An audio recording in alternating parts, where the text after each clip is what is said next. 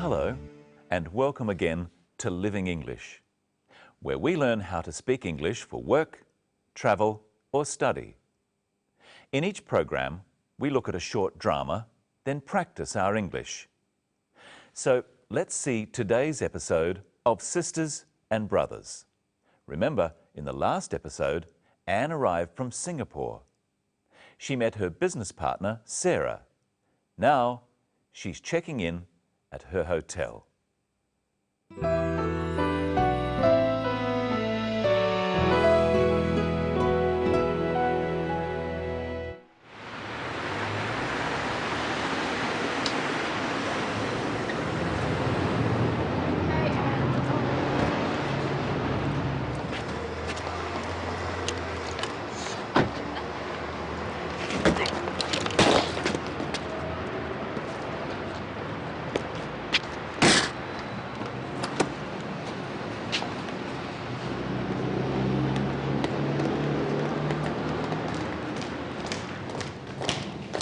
Thank you very much for picking me up.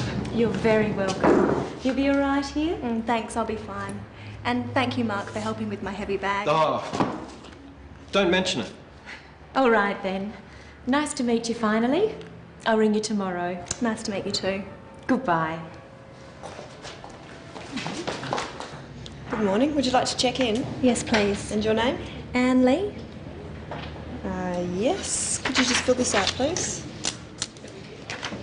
How long will you be staying? 2 weeks. Are you here on business? Mainly business. Will you need a hire car? No, thank you. And will you need a map of the city? Maybe later.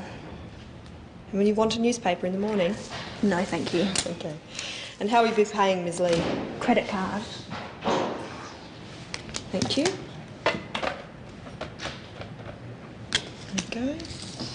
And here's your key. That's room 309. Enjoy your stay, Ms. Lee. Thank you. I hope I will.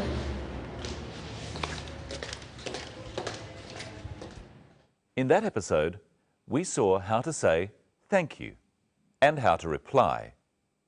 Let's have another look. Thank you very much for picking me up. You're very welcome. Anne says, "Thank you very much." This is a polite way of thanking someone. Try saying, "Thank you very much for picking me up," with the clip.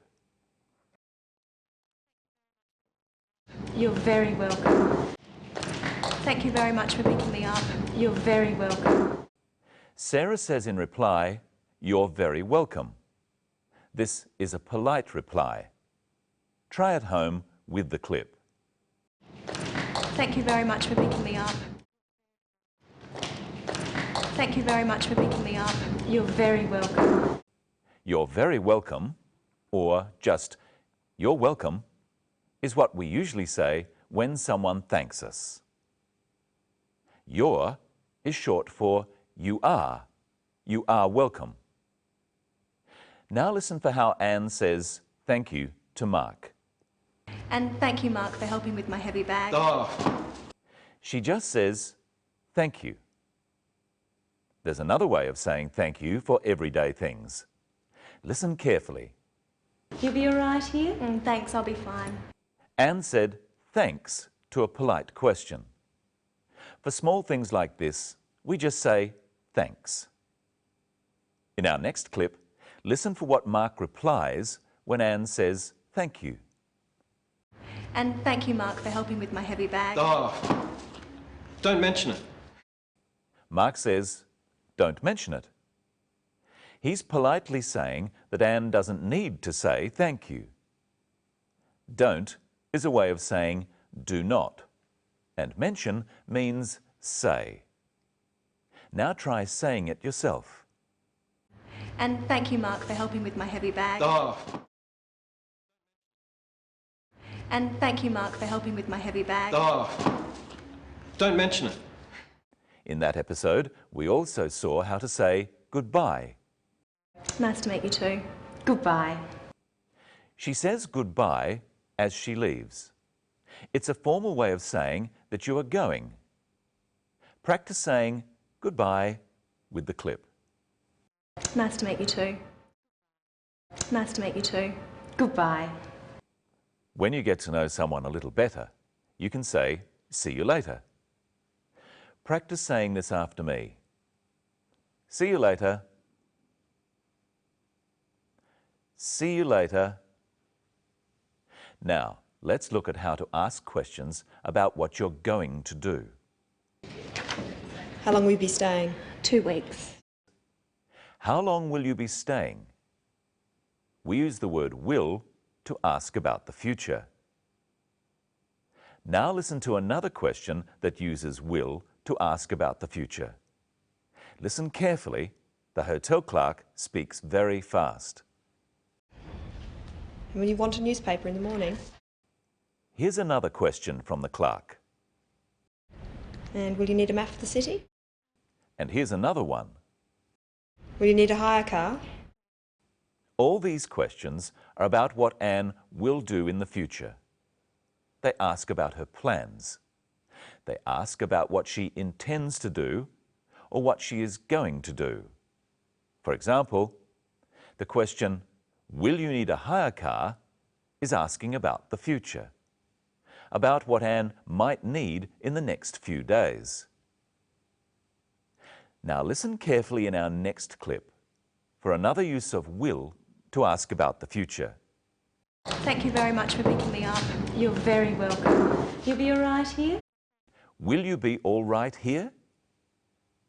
Sarah wants to know how Anne will be in the next few days while she is staying at the hotel. In the next clip, see how the word will is used when you are not asking a question. And here's your key. That's room 309. Enjoy your stay, Ms. Lee. Thank you. I hope I will. Anne replies, "I hope I will," to the clerk, telling her to enjoy her stay at the hotel. She hopes that in the future she will enjoy staying at the hotel. If you are not asking a question, you use the word will after words such as she. She will need a hire car. I will need a hire car. And you will need a hire car. These sorts of words, I, she, you, are called pronouns. We use will before pronouns in questions. So if I say, "Will you need a hire car?" it's a question. Listen to the difference. Will you need a hire car? You will need a hire car. Can you tell which one of these is a question? Will you enjoy your stay? Or, you will enjoy your stay. Will comes before you, so will you enjoy your stay is a question. It's asking about something in the future. When will comes after you, you are just saying what you think is going to happen. You will enjoy your stay. And here is Michelle. Hello, Michelle. How are you? I'm fine, thanks, Brenton. Hello, everyone. What will we talk about today? We'll talk about how to pay for things and more about the word will. Now, Brenton, you're going on a holiday to Fiji. I am? Let's pretend. I've brought some things here. Ask me if you'll need them, and you ask at home too, using will I need. Remember, it's hot in Fiji and there's lots of beaches. All right. Sunscreen. Will I need sunscreen? What do you think? Yes, you will. Traveller's checks. Will I need traveller's checks? Yes, you will. Sunglasses. Will I need sunglasses? Yes, you will. Teddy bear. Will I need a teddy bear? No, you won't. I might. Now you answer the questions. Will he need sunscreen? Yes, he will. Will he need sunglasses? Yes, he will. Will he need a teddy bear? No, he won't. Oh. Now, let's look at the scene where Anne pays for her hotel room. How does she pay? And how will you be paying, Ms. Lee? Credit card. Anne pays by credit card. How else can you pay for things? Well, you can pay in cash. So we say you pay by credit card or in cash. How else can you pay? Well, you can often pay by EFTPOS. EFTPOS stands for Electronic Funds Transfer at Point of Sale. You use your ATM card for this.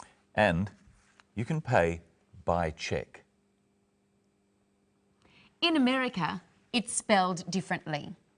So we say you can pay in cash, by credit card, by EFTPOS, or by cheque. Practice saying by credit card with the clip. And how will you be paying, Ms. Lee? And how will you be paying, Ms. Lee? Credit card. Did you hear what the clerk called Anne Lee in that clip?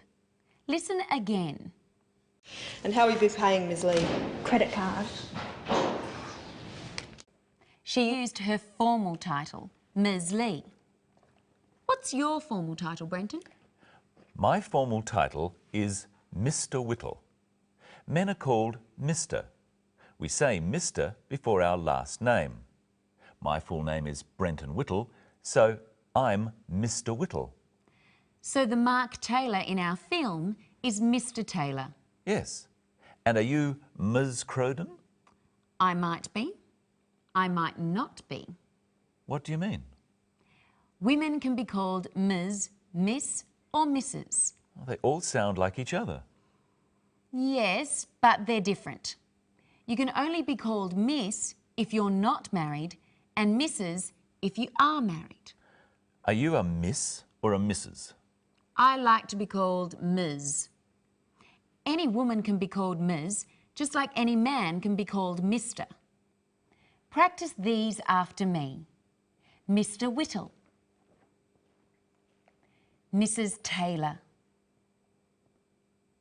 Miss Taylor. Ms. Lee. Have a go at saying Ms. Lee with the clip. And how will you be paying, Ms. Lee? Now it's time for a memory test. How are you going to pay? By credit card? By cheque? In cash? And I hope you'll watch our next program. We'll find out how to make appointments and about words to do with time. So until then, see you later.